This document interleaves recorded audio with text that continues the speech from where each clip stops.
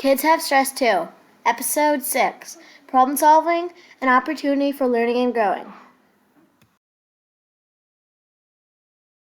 Hi, I'm Matt, social worker with the Rainbow District School Board. Welcome to Kids Have Stress 2, Episode 6. This one's entitled Problem Solving, Opportunities for Learning and Growth. Hello everyone, my name is Allison, and today we're going to talk about how we can become more flexible. Now, many of us just think about moving our bodies when we think about being flexible. Maybe we all know someone who can do the splits or something really cool like that. And yet today, I am going to be talking to you about how we can make our minds more flexible. Now, of course, we likely have all kinds of toys that are really bendy. So I have this pipe cleaner, and we can wrap it around our fingers, we can wrap it around our hands, we can even make things with it, like we can make ourselves jewelry, like rings, we can make flowers, and we can make animals. So this pipe cleaner is really flexible and really bendable.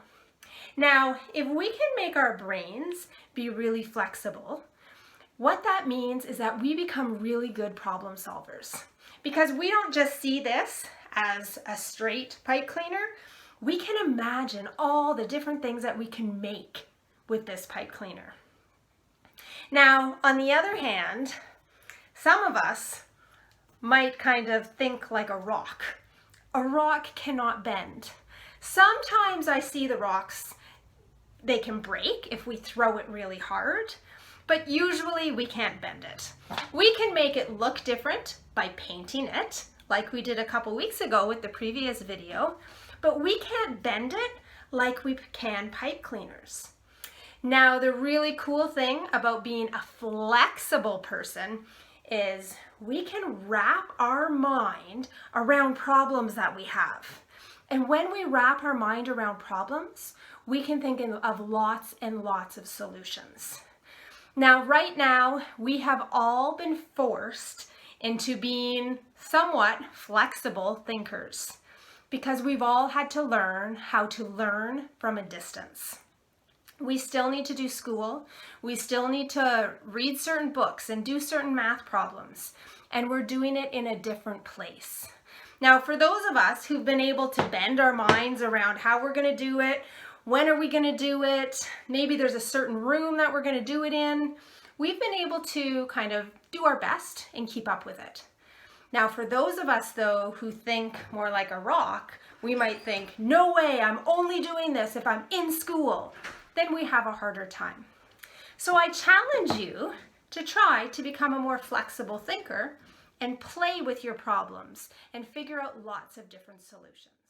Hi, it's Christine with Barrett, Becky, Henrietta, and Rufus, and we're excited to read this book, The Girl Who Never Made Mistakes. I hope you enjoy it. Who Never Made Mistakes by Mark Pett and Gary Rubinstein, illustrated by Mark Pett. This book is dedicated to Millie and Sarah. For Beatrice Bonwell, Friday began like any other day.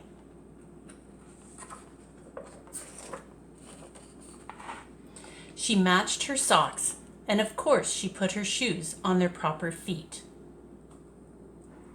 She remembered to feed her hamster Humbert his favorite food, broccoli, and when she made a sandwich for her brother Carl's lunch, she used exactly the same amount of peanut butter as jelly. When she stepped outside to greet her fans, she didn't forget to say good morning and thank you.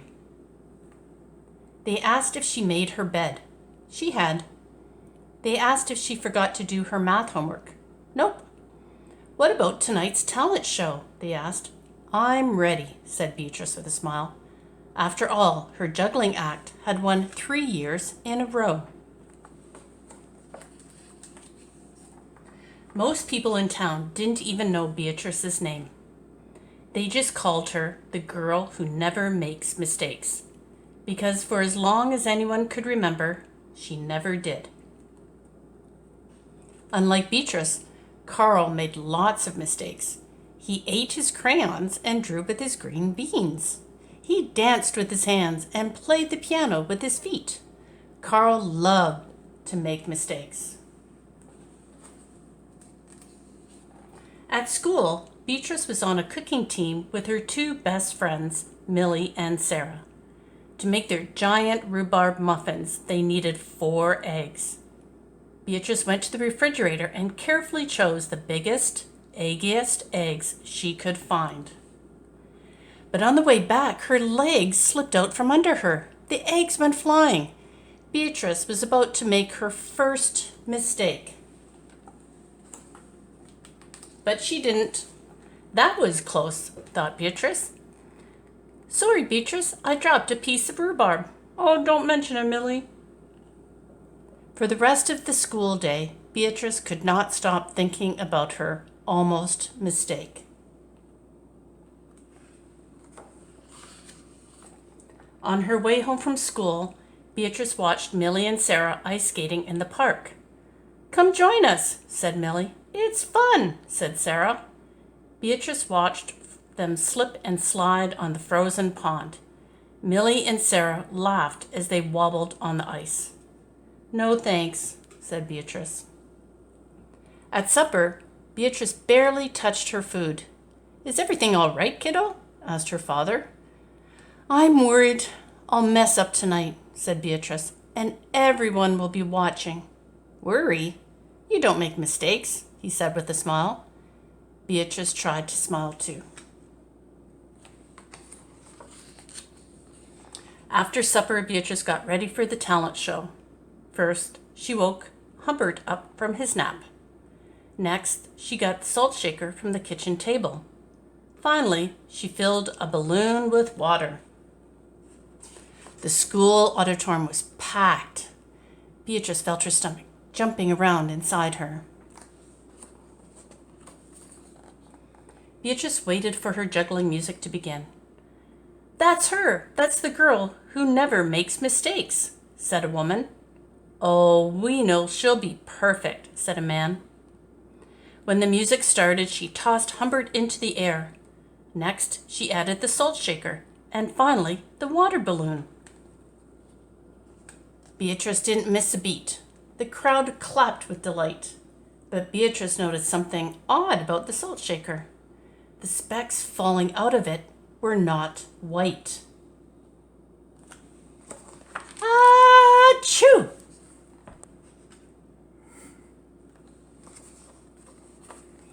Humbert was so surprised by his sneeze that he grabbed the water balloon with his claws. Kablooey! Humbert, pieces of water balloon, and the pepper rained down on top of Beatrice. For the first time in as long as anyone could remember, Beatrice made a mistake, and it was a big one. The music stopped. Beatrice didn't know what to do. Cry? Run off the stage. The crowd sat stunned. They couldn't believe that the girl who never makes mistakes made a mistake. Beatrice looked up at Humbert. He looked back at her. His hamster fur was soaked and speckled with bits of balloon. Beatrice let out a giggle. The giggle grew into a chuckle, and the chuckle became a laugh. The people in the crowd looked at each other and then back at Beatrice. They began to giggle, then chuckle, then finally roar with laughter. Beatrice and the audience laughed until they couldn't remember why they were laughing. That night, Beatrice slept better than she ever had. In the morning, no fans greeted Beatrice. When she got dressed, Beatrice, for no reason at all, put a polka dot sock on one foot and a plaid sock on the other. Beatrice and Carl made sandwiches. This time, they put the peanut butter and jelly on the outside. They called it an inside-out PB&J. Lunch was messy and delicious. Later, Beatrice found Millie and Sarah skating in the park. They fell a lot and laughed. Now people no longer call her the girl who never makes mistakes. They just call her Beatrice. The end.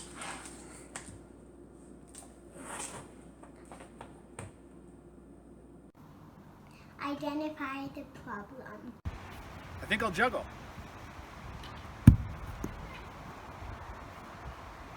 Let's look at another way of problem solving. Step 1, identify the problem. I can't actually juggle, and I want to juggle for the talent show. Identify solutions. Step 2 is identifying solutions. One solution might be not using a heavy brick and just using 3 balls.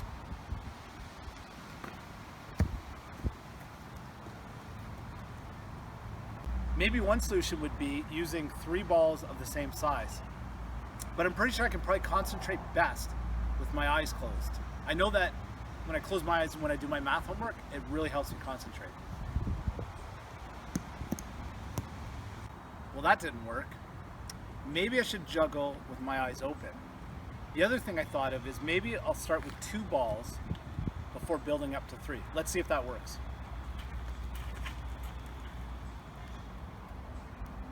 I did it! Don't give up. Step 3, don't give up. Try that again.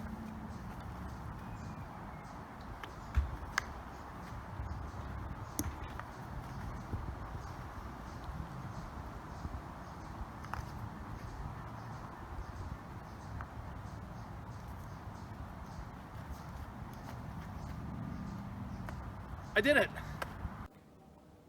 Hi and welcome. My name is Trisha. I'm a social worker with the Rainbow District School Board, and today we're going to try to do tree pose together. So start by finding a place to do the posture, and then we're going to come to mountain pose to begin. Mountain pose requires us to have our feet hip distance apart and then standing nice and tall, shoulders up and back. This is mountain pose. So from mountain pose, we're going to shift all of our weight into the right leg and then slowly bring up the left foot so that the ball of the foot and the toes are on the floor and the heel is on the calf.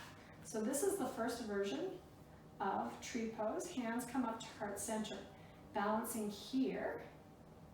Perhaps inhaling, adding arms nice and tall, or expanding them.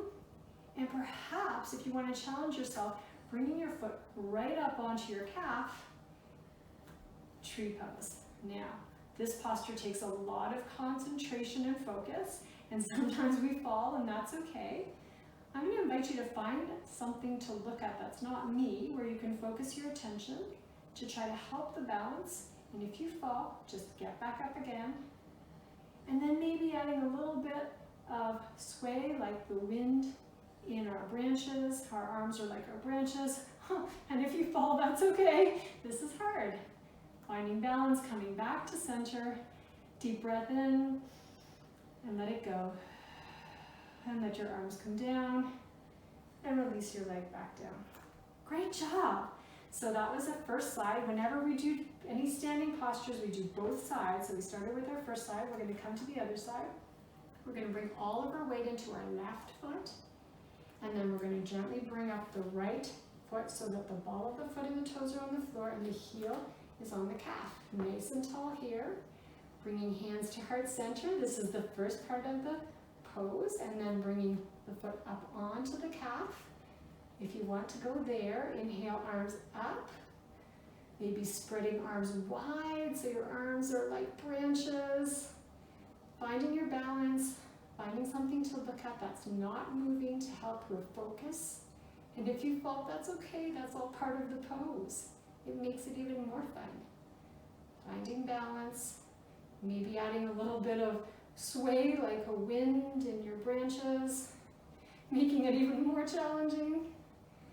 Come back to center, nice and tall. Big breath in. Let it go. Releasing down the arms. Releasing down the leg. Back to mountain pose. Thank you for joining me in tree pose today. Have a wonderful day. Hi again. Let's review what we've just learned.